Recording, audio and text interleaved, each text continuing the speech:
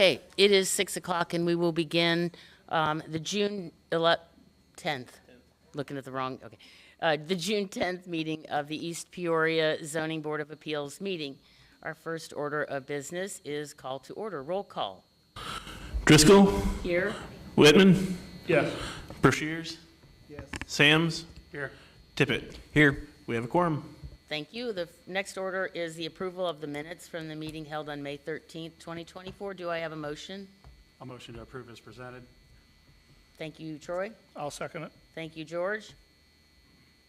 Minutes have been approved. Our first case for the evening is case R-2024-001. That's the petition of Michael Williams of 1910 Springfield Road, LLC, to rezone property from R2 one-family dwelling district to R4 multiple family dwelling district located at 1910 Springfield Road. That property ID number is 05-05-09-102-018 and 05-05-04-301-038. Would the petitioner approach the podium, please?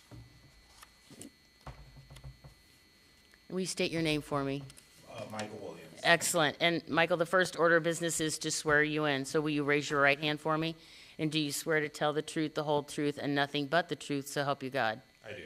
Thank you. And if you will, go ahead and explain what you're doing and I guess maybe why this got brought to the city, because I told Ty he might have to help explain the city's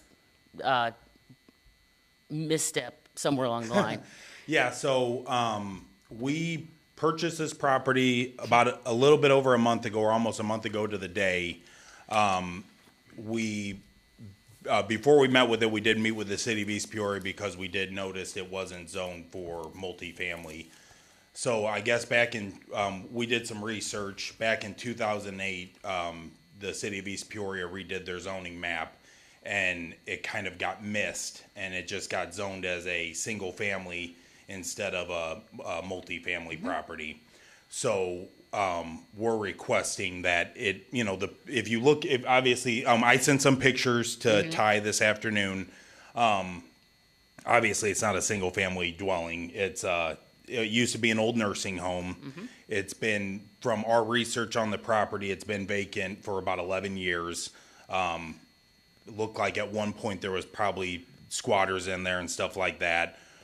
Our goal, obviously, as you can tell from the pictures, I don't know if you want me to get into what our plans are, but we've completely started just gutting the inside of the building. And this picture was actually taken today. We've got a complete new roof on it, completely watertight, and we are going to eventually turn it into condominiums.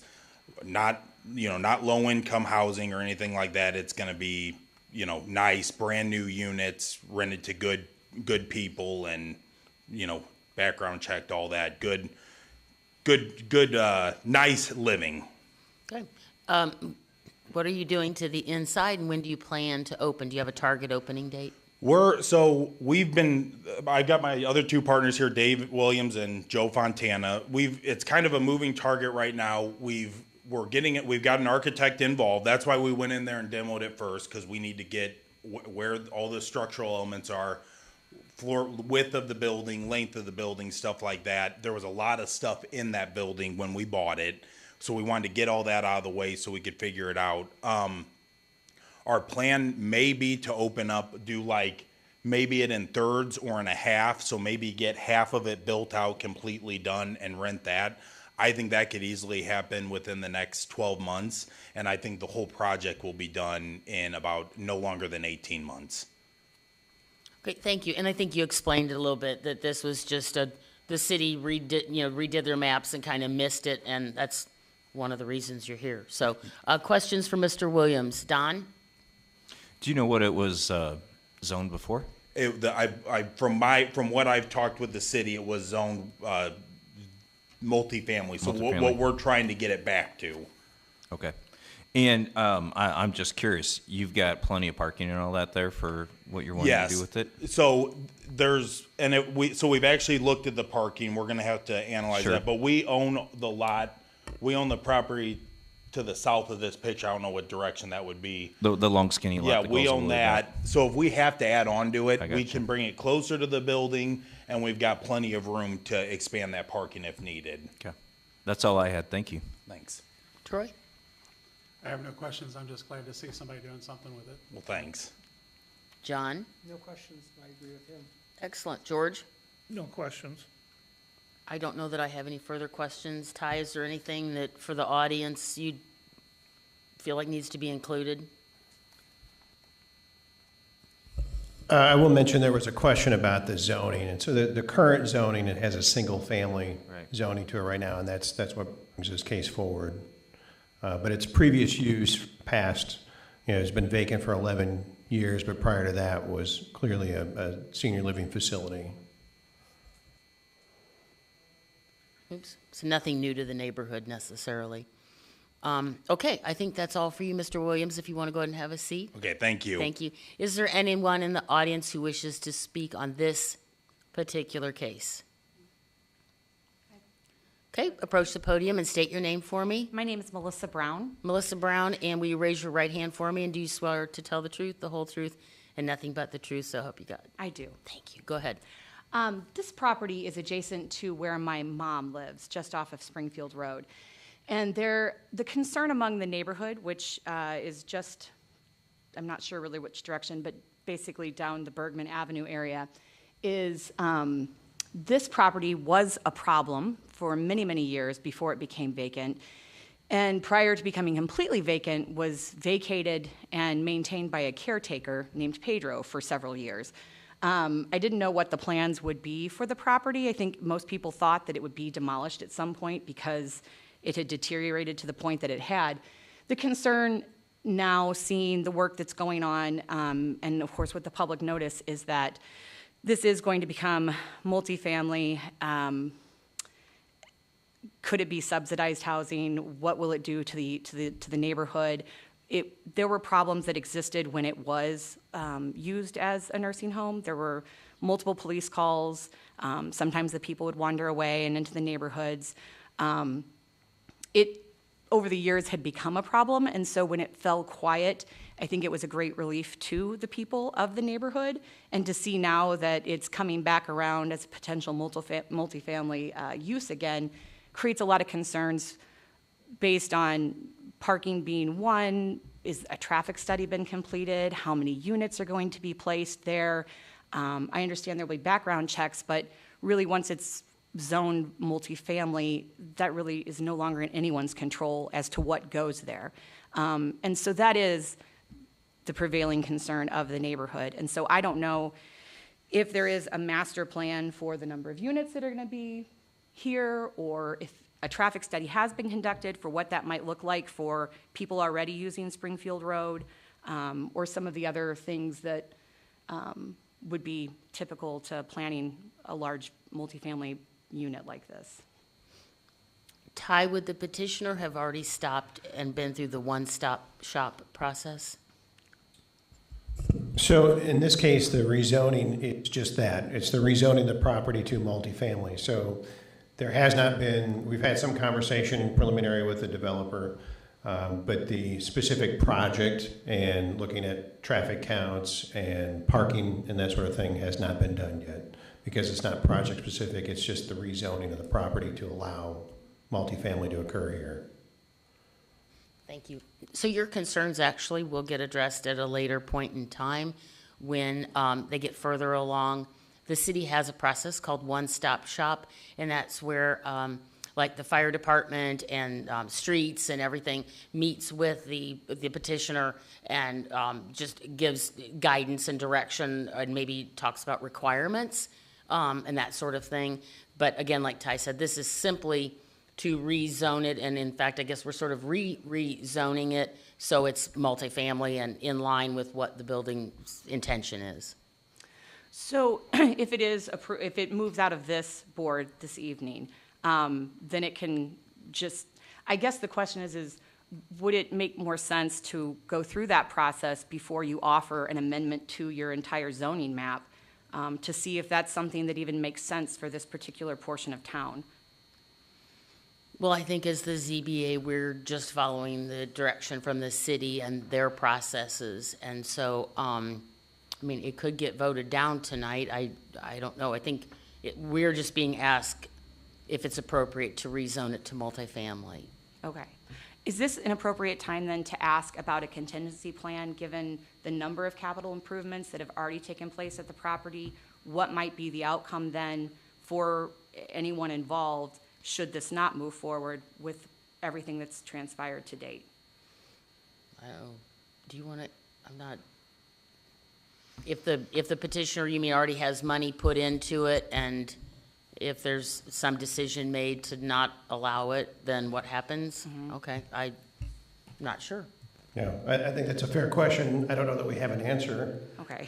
You know, if it doesn't move forward, you know, if the rezoning isn't allowed to occur, you know, then obviously it would have to be reused as a single-family zoning, which to this point has not been attractive to any development, but that would likely be what happens. May I ask what your address is? I'm just wanting to figure out where you guys are located to the property. My mom lives at 100 Berkman. So Is that on the corner or? you can, if you stand on the balcony of her property, Yep. you can see the side and the front portion of this particular unit.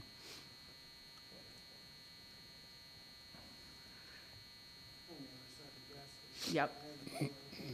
Okay. I got you. Thank you. Okay. Is there anyone else that wishes to speak on this particular case?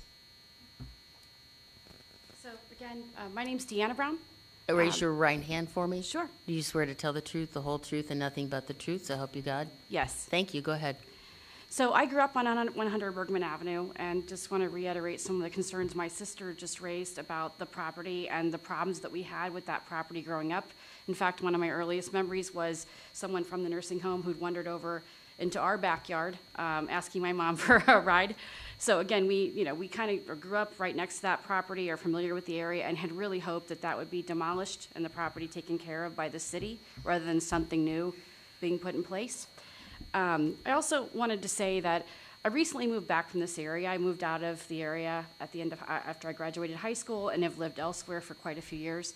But one of the things that I saw living in California for as long as I did is when situations like this would occur and an area would get rezoned, a lot of times the housing that was intended to go in there would not be the higher end housing that was often promised at meetings like this.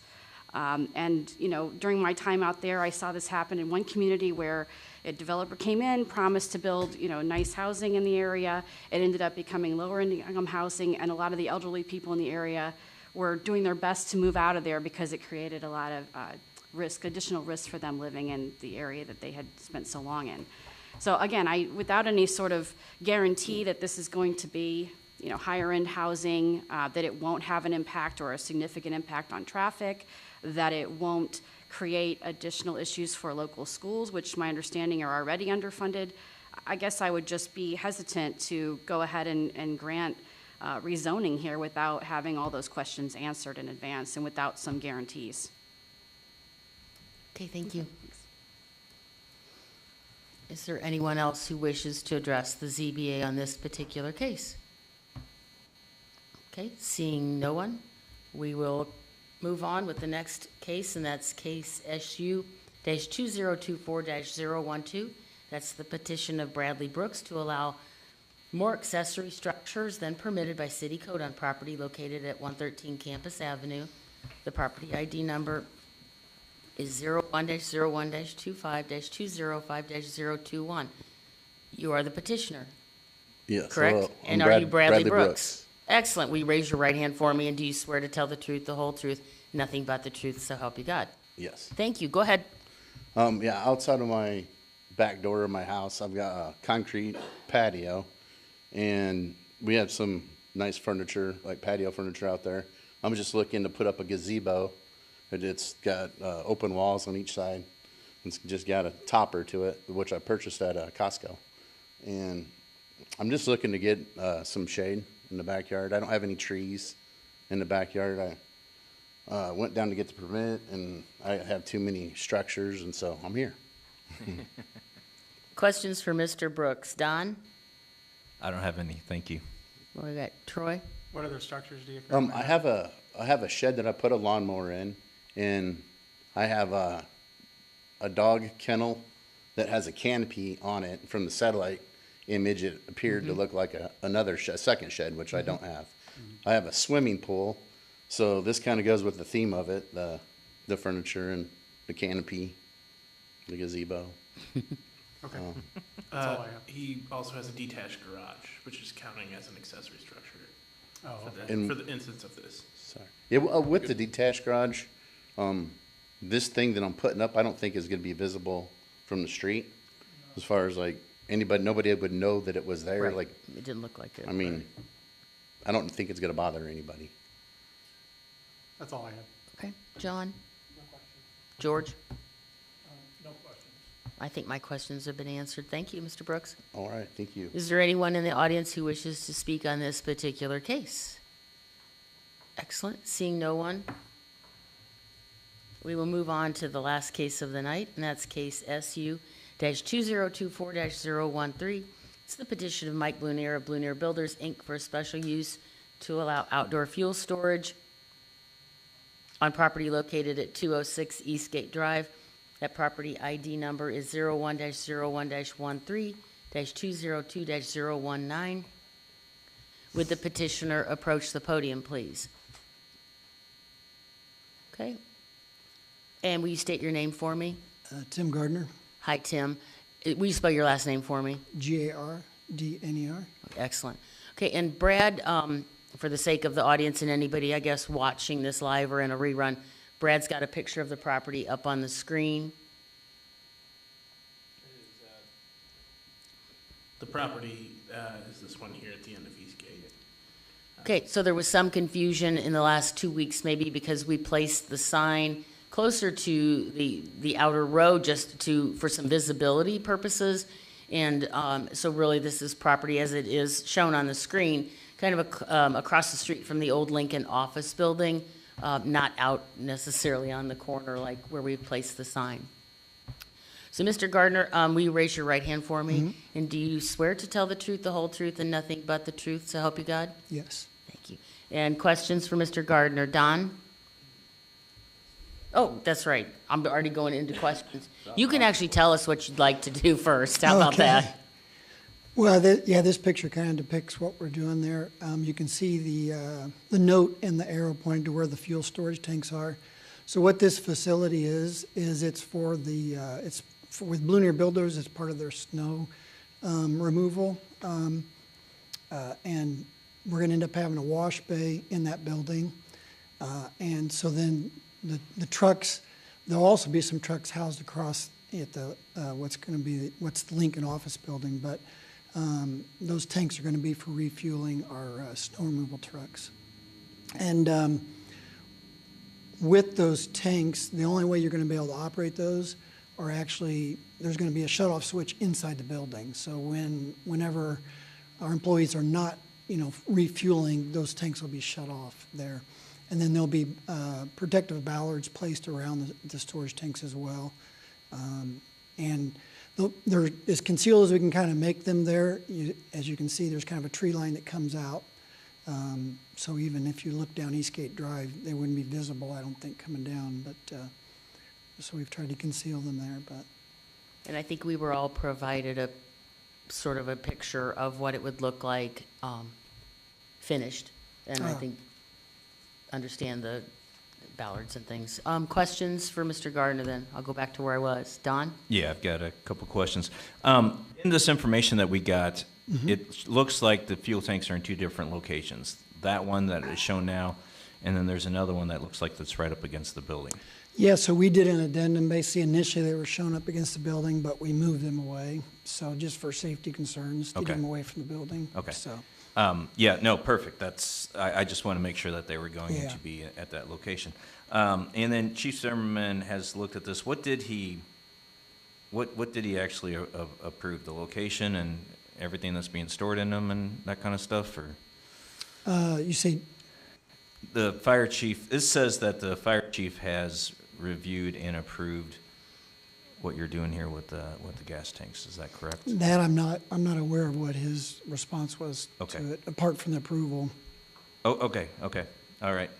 And I'm just curious, the building itself, have you gone through the one-stop? Have you gotten this permitted, the building yet?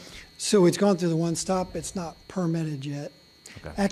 Actually, I think it was more the Lincoln office building. We kind of came at it from two vantage points when we did the one-stop. I don't know if you were part of I that, got Ty, you. or with the one-stop, but Were you, I'm just curious, again, the new building, is it looking to be sprinkled? Are you no. No, okay.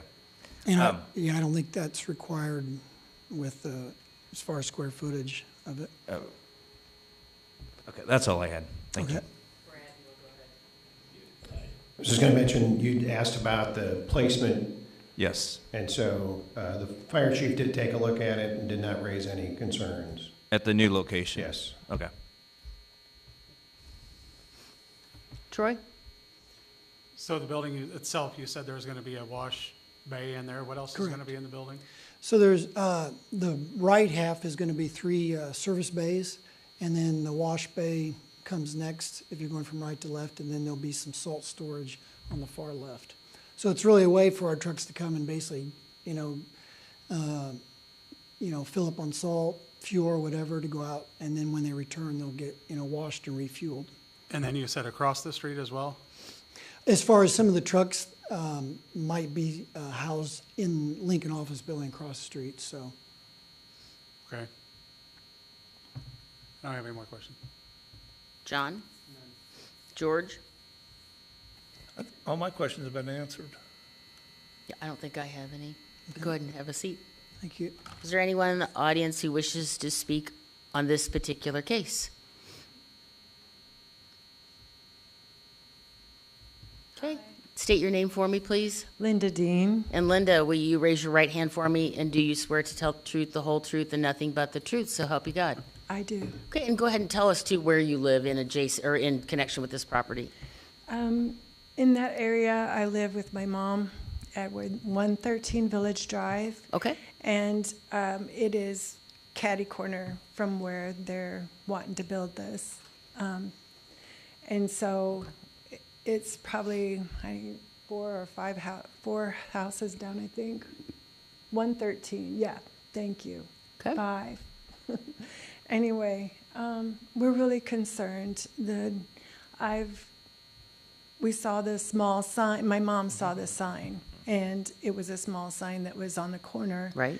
And lots of us didn't get letters that are in the neighborhood. I went around the neighborhood to let everybody know, because if we didn't get a letter and my mom saw the sign and didn't know about it, and this is concerning for the whole neighborhood. It's too close to us. It's too close to us, and we're concerned about the environment too. I found out the cons about it. I mean, with having fuel tanks like that so close, it's to us a hazard. I know I would think that anybody else wouldn't want them in their backyard or side yard or front yard, but there's explosions that could happen, fires, God forbid, fires, explosions, leakage, and so we're really concerned about it. There's a gas station on the very corner, which is further away from us, and it's a little close to some of the other places, but it's further away, and there's people, like even with children, older people, younger people, and so it doesn't matter. There's people there, and we love, birds and what God has created. So we want the atmosphere, the environment to stay nice, and to not be, what do you call it? To not have to be concerned about fuel tanks being that close, So we normally send out letters to residents that are within a certain number of feet of the property, and is that 250 feet? So if you're further away than 250 feet from the property, you wouldn't get a letter.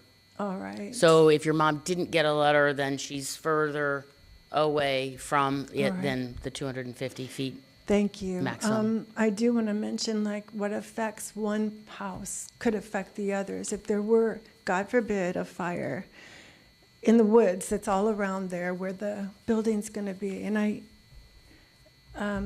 it would affect one house and affect the next and the next and the next. So we're just like really concerned about everybody in the neighborhood and all the environment all around us. Did you hear the petitioner say, though, that there are shut-off valves on the tanks, so when Yeah. the trucks aren't fueling, they would be shut off? Yes. Okay. Yes. Questions? Got, Dawn, anybody? No, I high don't have winds, anything. wouldn't high winds even do something like, God forbid a tornado happen or something like that, that high winds, wouldn't that be a concern too? I try to like, how it's written, do unto others as you would have them do unto you, basically. That's what it is. It's like, would you want that in your backyard or side yard or front yard? Was And the I- gas station there before your mom's house was built? Yeah, but that's further away from all of us. Okay. Most of us, I should say. Okay. The end house, I don't know what that is, but there's people, I'm not sure what's going on with that end house, but I know that there's a lot of residents, all the rest are residents Okay. there. So with hazardous materials, there are a lot of restrictions and a lot of different things like that. And one of my questions was exactly where are these tanks going to be? Because if they were closer to his building, then there would be other things they would have to do to the building to protect the occupants that are inside the building in case something might happen. So all the things you're talking about are absolutely concerns, but at the same time, the way things are designed and constructed, and it's going to be shut off. And I think it even talked in the packet we got of how they're going to store them, and they have to store them in containers that are approved for this exact type of use. And then having the fire department out there to make sure of that, a lot of the concerns that you have would go away. I understand your concerns, absolutely, but at the same time, these things are very much controlled because of the nature of them. Yeah. I just know that most people wouldn't want them in their backyard. Anyway, Well, thank you. there are quite a few people that actually have them in their backyards. would- Propane tanks, people that live out in the country actually have propane tanks as their source of fuel. Yeah, I understand that. And they're made for that purpose as well, and to withstand weather and that sort of thing. So, okay, thank you. Thank you. Anyone else in the audience wish to address the ZBA on this particular case? Hello. State your name for me. Stephanie Winnell Ramsey. Stephanie Ramsey, and will you raise your right hand for me? And do you swear to tell the truth, the whole truth, and nothing but the truth, so help you God? I do. Thank you. Go ahead, Stephanie. Well, I first heard about this situation on Friday, which I did get a letter. I live at 119 Village Drive, which is right back through the gully, through the woods, in the back of my yard. My concern is there are so many things that can happen with spillage and EPA. I've worked with a lot of businesses that have had to do EPA cleanup. It's very expensive. My main question is, if I end up selling my house, is somebody going to ask me to do an EPA study? And who's going to pay for that? I'm not. If I am not approving that to go in there, what happens to my expenses? I've already had enough problems with my lot. I can't do this again. There are so many things that can happen when they are filling, when they are cleaning, when employees that may not be totally versed in how to fill their vehicles. And it's not going to be one person there doing this. This is more than likely going to be several people doing this. Not everybody knows how to do it properly. What happens when there's spillage? They cleaning my yard up as well. I just can't do that again. So those are my concerns, and it's something that I think all of the neighbors are kind of in that same opinion. Does it decrease our value? And if it does, then my real estate taxes better go down too. I know you guys aren't the main culprit in the real estate taxes, it is the schools. But that's really the main concern that I have. And I walked over there today and took pictures as, you know, looking at where all the flags were and where this was going. Moving it away from the building and a fire is not my concern. My concern is leakage. And how are you going to guarantee that that's not going to happen and that it's not going to affect me and that I'm not going to end up with the problem that I didn't want to start with? Questions for Ms. Ramsey? No? Thank you. Thank you. Is there anyone else in the audience that wishes to address the council? Okay. Your name, please? Hi, John Slevin. Hi, I live at John. 117 Village Drive, Okay, can you spell your last name? Slevin. Okay, thank you. And will you raise your right hand for me? Do you swear to tell the truth, the whole truth, and nothing but the truth, so help I you do. God? Go ahead. Yeah, I have a question with regards to what Stephanie was alluding to, and that's the insurance of the construction company that's going to operate and build this establishment. I'm familiar with organizations, farmers in particular, that have taken out a lot of insurance and have developed their own captive insurance organizations, insuring against and mitigating risk for spillage. Things that are like, you know, fertilization that they carry across their lands. Should that happen to spill and leak into the environment, then what happens? Should this organization happen to spill or leak the fuel that's being proposed to be built, do they have insurance? What are their elements of risk mitigation with regards to that? And I do also have those concerns as a homeowner in that area, that if that leakage should occur, by God forbid, some accident, what does that do to our property values, and who's going to be responsible for that? Questions? None? Okay. Thank you. Okay, thank you.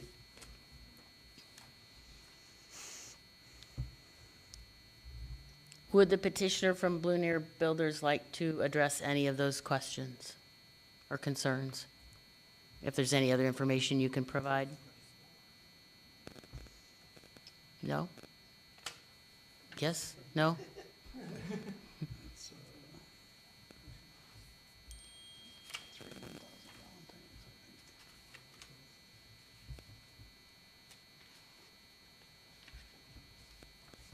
Go ahead. Thank. Yeah, I was just, this is something I brought that I actually didn't bring up before. It just is in regards to kind of the tanks that are being used there. And you kind of got into that as far as the EBA approved. They're actually made over in Pekin, Illinois, oil marking equipment. In regards to the insurance, we have somebody here also from Blue Nears that just made me aware we do have a $1 million policy. Is it pollution, you said? Pollution. And that goes hand in hand with probably what we're doing, the nature of what we do in the field with construction. And then, yeah, the tanks are sitting on concrete. We're not showing them to be like in kind of containment area, but we could look into that if that might be a concern, so, but.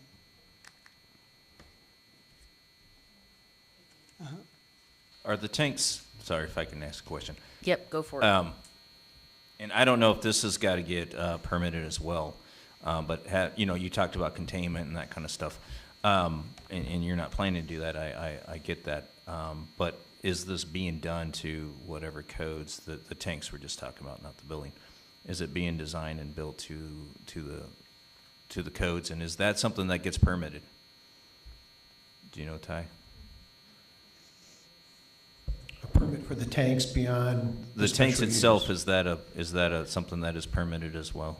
Nothing specific, I mean, other than providing the review through the fire department. Okay. So do you know anything other? No, not, I mean, most time these tanks are just set on the ground or on a pad is what they are. And how many gallons are these? Is it gasoline? Is that It's, what it is? we've got gasoline, and then we've got diesel fuel, off-road and off-road diesel. And how many gallons are each one? 1,000 Okay. gallons Of each or total? each. That's all I had. Okay. Anything else, or? Any other questions? Okay, seeing none, thank you, I appreciate that. Okay, okay, so there's someone else in the audience who wishes to address the ZBA on this particular case, please step forward and state your name for me. Hi, my name is Nikki Bachtold, Nikki, and will you spell your last name for me? Bachtold. Excellent. Will you raise your right hand for me, and do you swear to tell the truth, the whole truth, and nothing but the truth, so help you God? Yep. Thank you. Okay, go ahead, please.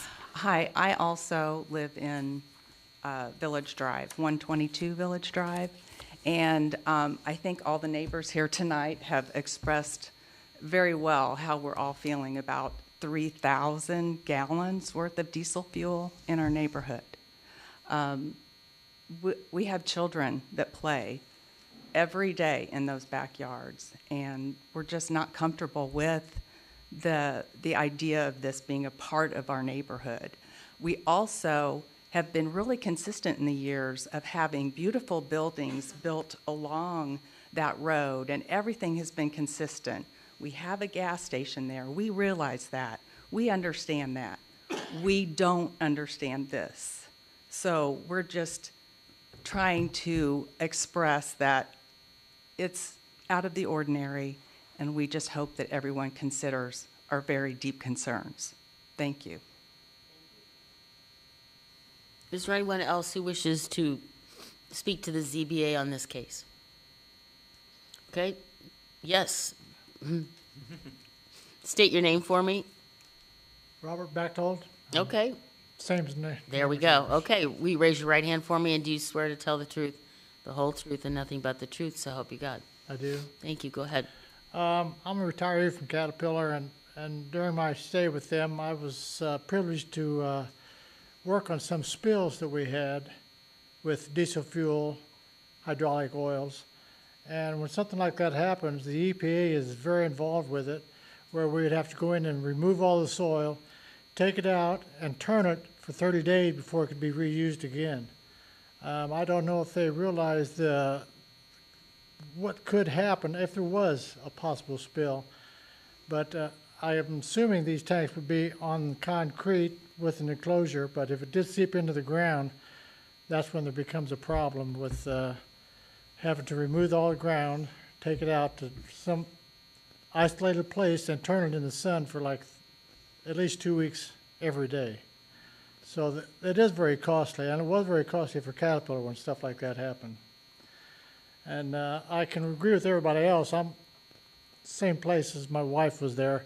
We do like the neighborhood like that. There are kids playing back there all the time. So we just would like to have you take that into consideration. Okay, Thank thank you. you.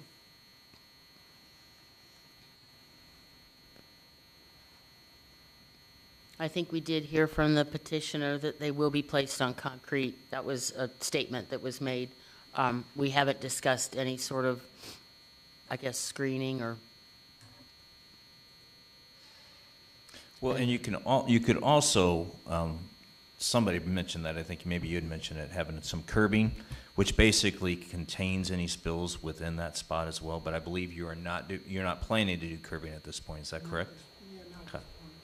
So that is something that is done sometimes to hold in potential spills as well, to where, you know what I'm talking about?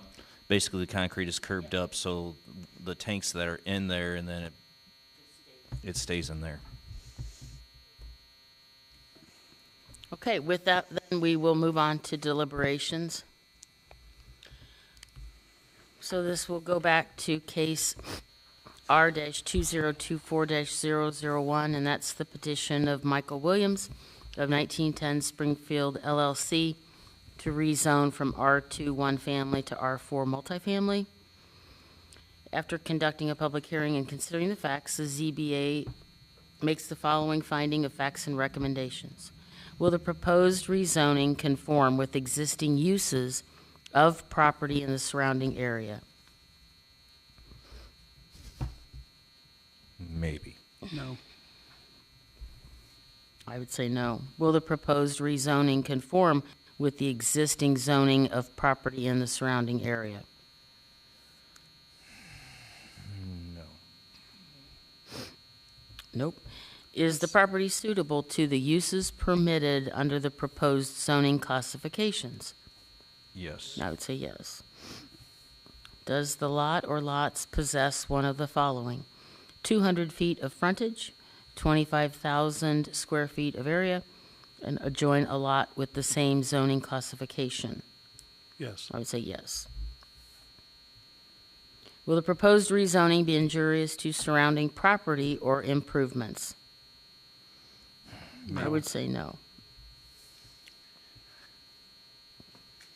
Do we have discussion or a motion? So one thing I want to be clear on, Ty, please let me know if I'm incorrect, but the vote tonight is the vote, right? This does not go to the city, or am I incorrect? It does go to the city. It does go to the city council. Okay. Recommendation. Okay. My fault then. Good. I'm glad of that. Since I can't make a motion, and I might cough if I had to, my thought is I would rather have it be rentals, condominiums, than allow it to continue and have squatters and trash and wild animals and that sort of thing. And, I mean, I think I'm happy to see it being used as something. It's not the city's responsibility to demolish a building owned by somebody else, unless there's legal issues. And so, And since this is, sorry, go ahead. no, go ahead, yeah. I guess another question I had, Ty, I sort of asked this earlier.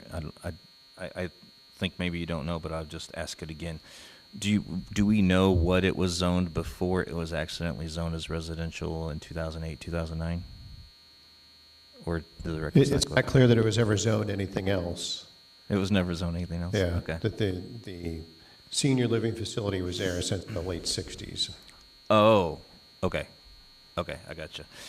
So one thing to consider as well is that we're just here to rezone the property.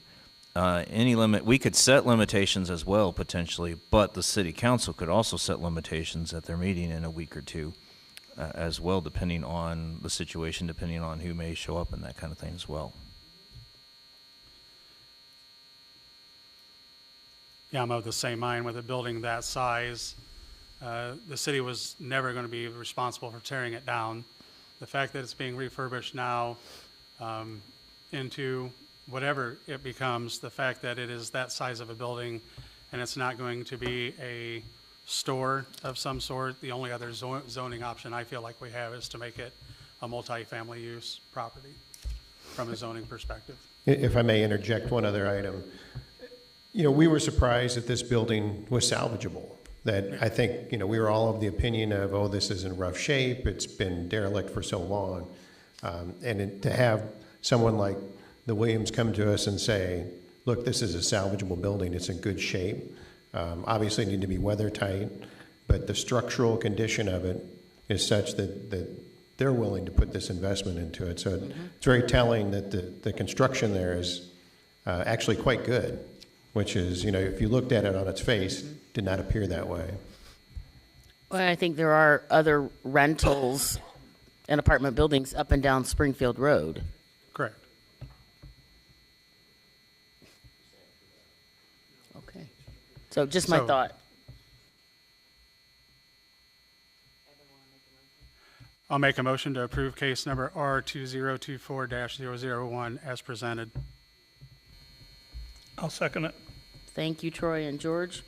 Roll call vote. Driscoll, Yes. Whitman, Yes. Broshiers, Yes. Sams, Yes. Tippett. Yes. Okay, motion passes and we'll go to city council for the first time a week from tomorrow. Okay. So, and again, they'll have the opportunity to go to that city council meeting, right, a week from tomorrow here at 6 p.m. So I recommend anybody that's for or against shows up again and talks to the city council. Yeah, especially for at least the first reading of it. First reading of it, okay, thank you. Next deliberation is for case R 2024-001. Oh, hello. Next case is SU-2024-012, and that's the petition of Bradley Brooks at 113 Campus Avenue to place a gazebo in his backyard that would actually add more accessory structures than permitted by city code. Will the establishment, maintenance, and operation of the proposed special use permit be detrimental to or endanger the public health, safety, morals, comfort, or general welfare? No. Will the proposed special use permit be injurious to the use or enjoyment of other property in the immediate vicinity for uses permitted in the district? No. Will the proposed special use permit diminish or impair property values within the surrounding neighborhood? No. No. Will the establishment of the proposed special use permit impede the orderly development or improvement of surrounding property for uses permitted in the subject zoning district? No. Or have adequate utilities, access roads, drainage, or other necessary facilities to be or been provided? Yes. Yes. Or have adequate measures to be or been taken to provide ingress and egress from the site, minimizing traffic congestion and hazards on public streets? Yes or not applicable? Yes. Yeah.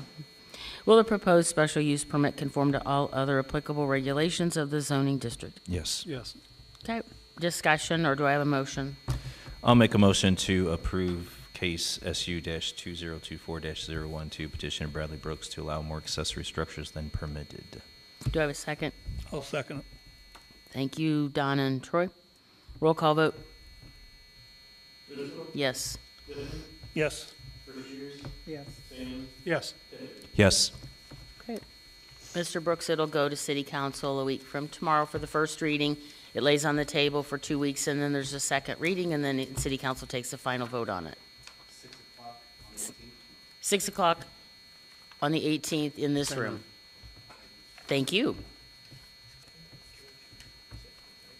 Oh, was it?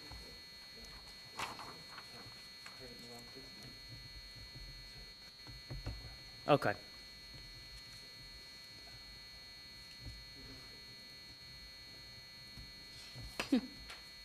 Spread the wealth.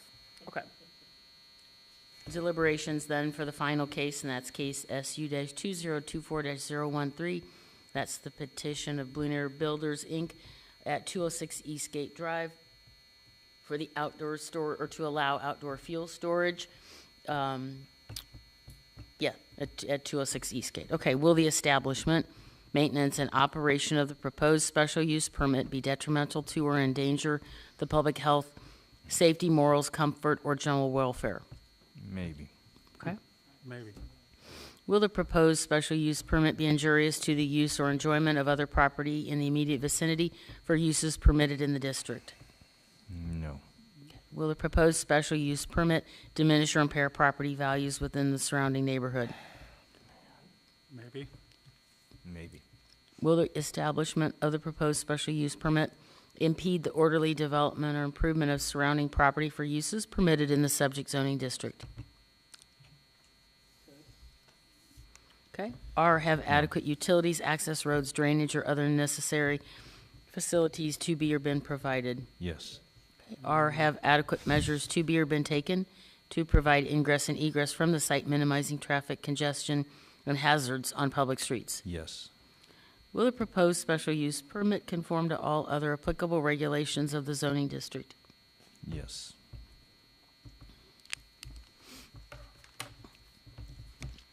Discussion. Okay, I've got a couple things. Ty, are there any other zoning requirements for something like this? We talked about the curbing, that kind of thing. There might be a building requirement, I don't know, but is there any other zoning requirements that you know of for containment or anything like that concerning hazardous materials?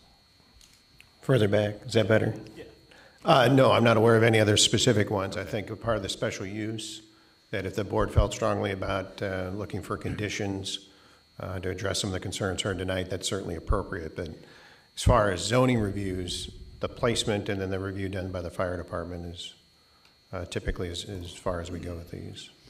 In the, and this is for only because it is outside storage of tanks and chemicals, Fuel, correct? And fuel, okay. If this was inside of a building, this isn't a question anymore, it's a statement hopefully, and I'm slightly, I think I'm slightly accurate with this. If this was to be inside of a building, this would be a hazardous use group inside of a building, which would require different things inside the building, like a sprinkler system and less square footage and that kind of thing. But this would be allowed if you had those things and if it was in approved containers and that kind of thing, that could be done without even coming to something like this and be built without any knowledge of any of the neighbors.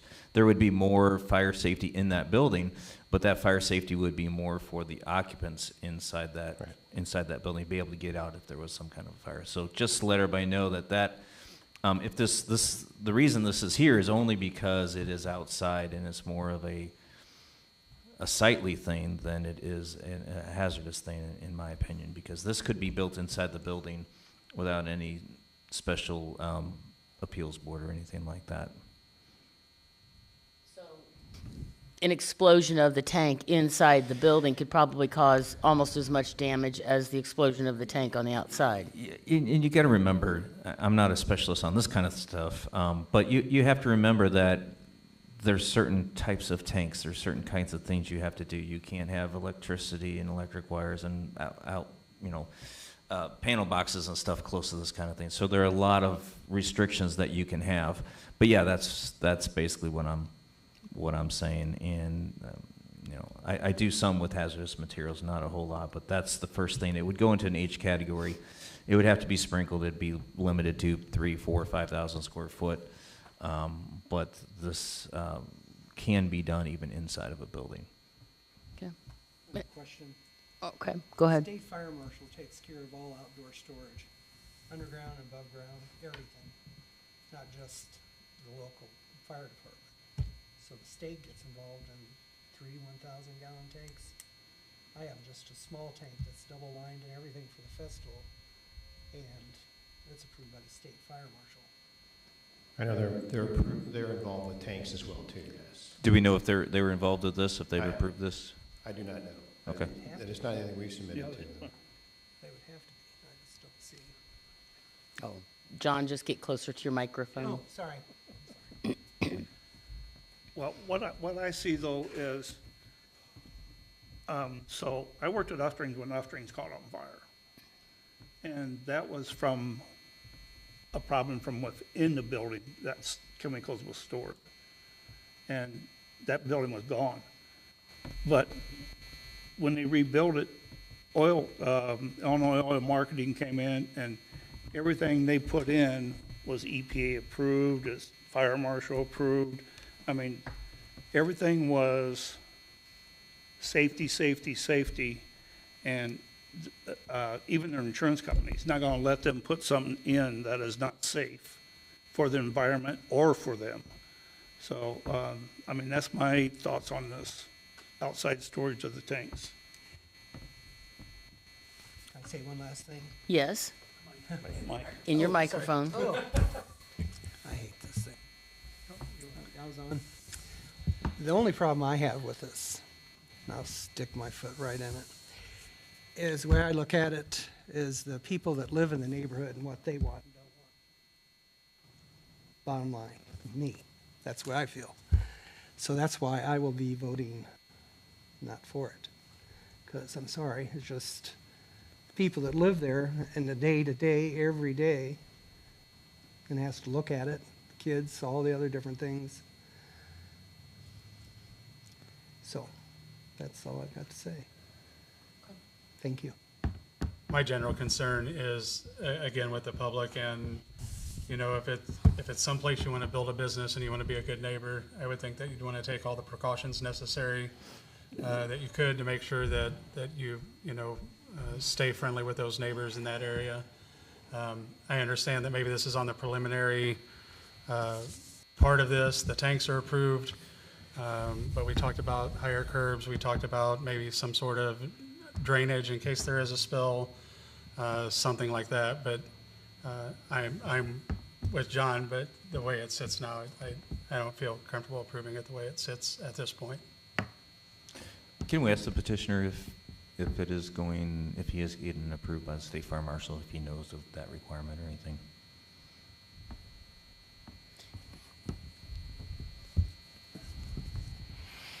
And that may, while they are deliberating back there, that may be part of what Chief Zimmerman did as well. We don't know. Yeah, and do you have any idea or information about that, of what the involvement is of the state fire marshal? No, this is our first step. Okay. Coming here and then the approval through the local fire marshal. But, I mean, and we'd be in a position if putting curbs around the, we could do a addendum to our plan to put curbs around if that's, a grave concern, so. My problem with, and sometimes we pass things here with putting stipulations on them. My concern with putting stipulations on them is I'm either going to ask for too much or not enough. I don't know what the exact codes are around those tanks. I don't know exactly what else needs to be done to address all of the concerns. My concern is just the way that it sits now. There's no structure going to be around it, right? It's just going to be on concrete pads. I understand you have a shut-off valve inside of the office or inside the building. My concern is that it's just not enough at this point in the process. So maybe once the state fire marshal or whoever else needs to get involved comes back and has their opinion of what needs to be done, maybe it'll come back up, or maybe it'll get passed tonight. It's not strictly up to me, but that's my opinion right now, so. We are showing the protective bollards, but around the two sides where there'd be traffic, but. Okay, thank you. Before I might make a motion, have we talked about screening? No. Okay, what do you guys want with this, with the screening part? Too bad Tim's not here because that's his specialty.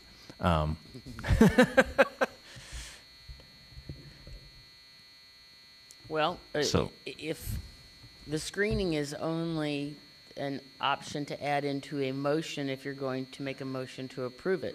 So okay. So I'm going to forget the screening at this point. Yes, I will make a motion to approve it. I don't know if this is a part of the motion or not, with the understanding that it is going to get reviewed and permitted by the correct authorities. It already has by the fire chief. Obviously, if the state fire marshal's office is supposed to be involved as well.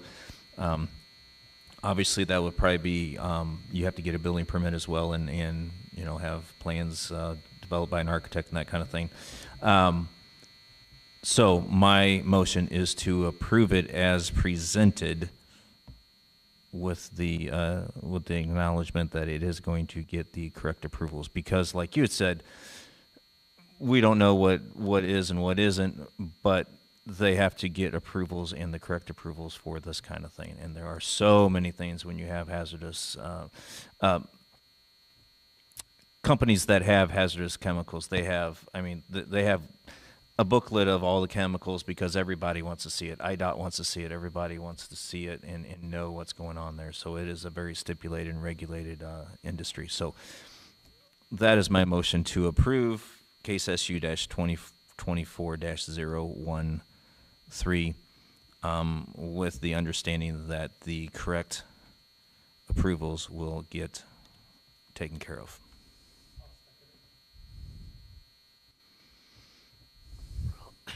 Roll call vote. Driscoll, I'm going to say yes. Whitman, Brashears, Sams, No. Tippett. Yes.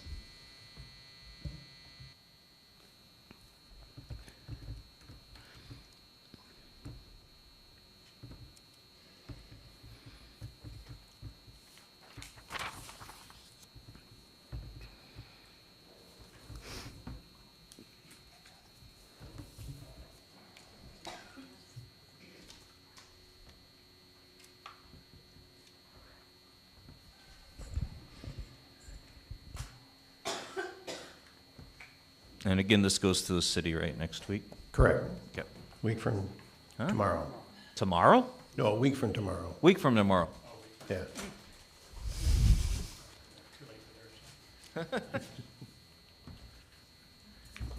So city council will get an opportunity to hear your comments as well. And it will be laid on the table for 2 weeks and then brought up at the following meeting for a vote.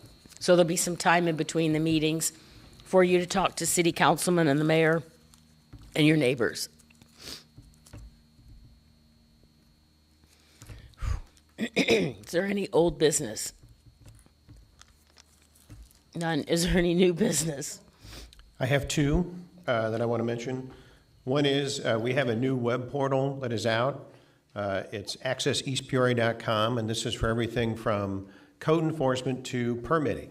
Everything can be done online. You can pay for your permits online. You can review the process, follow along, track where it's at, all through the online portal, so you can do this anytime you want. The other one I wanted to mention is the city is in the midst of a comprehensive plan, and we have a website that's up right now for that effort. As the name implies, it's comprehensive. It touches everything from transportation to land use and everything in between. eastpeoria2045.com, and there's a survey out there. You can also link to it through the city's website, cityofeastpeoria.com, and there's a survey that's available through June, the end of June, that we look for your feedback. We're going to have a couple of other opportunities. We had an open house in May that was very well attended right here in the atrium at the Civic Plaza. We'll have some more touch points throughout the summer and into the fall. We look forward to lots of feedback and participation in those efforts. Is there another open house date available? I do not have one yet. Okay, just curious. Yeah. Okay, next on the agenda is the citizens' opportunity to address the ZBA on a non-agenda item. Is there anyone who wishes to do so? Seeing no one, do I have a motion to adjourn the meeting? Okay, Troy made the motion, John seconded it. All in favor of adjourning, say aye. Aye. Aye. This meeting has been adjourned. Thank you.